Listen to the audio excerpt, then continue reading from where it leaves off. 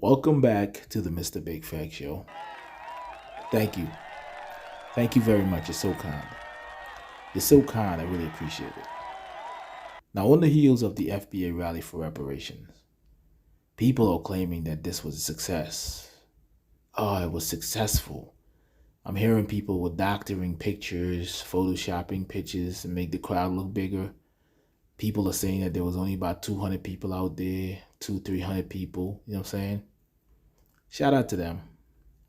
But you can't call that a success because the plan was to go and get your check, get reparations. You know what I'm saying? Or get somebody that's major to come out there and promise you reparations. You know what I'm saying?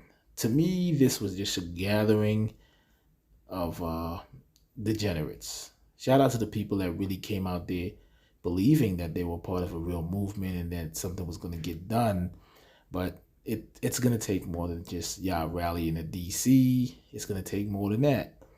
You know, the thing with reparations is what Tariq ain't telling y'all is that you have to have the government and certain people and factions of the government on board to get this reparations. You can't just say you want reparations and the government is just going to cut you a check. You know what I'm saying?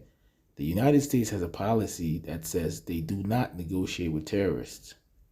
So you screaming and wailing and bawling and making all this noise, they're not going to respect it. You have to have money. You have to buy candidates. You have to put people in there that's going to do your bidding, that's going to do the work. You can't just sit on your ass and say you want reparations, go marching every day and listen to this crazy grifter and thinking that somehow the government is just going to write you a check. It's not going to happen, people. You have to be realistic. Now, the FBA fans, the cults, members, the followers, they went to DC. Tariq promised the after party. So this is probably the reason why everybody showed up. He said it's going to be an after party. You know what I'm saying? Now, I didn't know who spoke at it. I didn't really watch it. There was bits and pieces. There was a brother by the name of Tahaka Bay. I watched this dude and he seemed like he was out there covering that, you know what I'm saying, on and off, and you know what I'm saying? But to me, there was nothing really major about it. It's the same old, you know what I'm saying? Louis Farrakhan took 1 million men to Washington with a 1 million man march, say he was coming for his check. He ain't got shit. You know, so, you know, it's the same old, and I don't think it's going to be, I don't know, successful. I don't think it's going to bear any fruit. I think it's a waste of time. You know, y'all could go out there and, you know, just hang out and party. But when it comes to this reparation shit, this is going to be serious, guys. You got to get the people that control the money on board. Now, this is Tariq and Boyce Watkins. Boyce Watkins came through. I ain't heard him speak. I ain't seen no videos of him speaking. But one person that didn't show up is the brother Rizza Islam. Now, Rizza didn't show up, and they said that Rizza wasn't feeling good. Rizza was sick.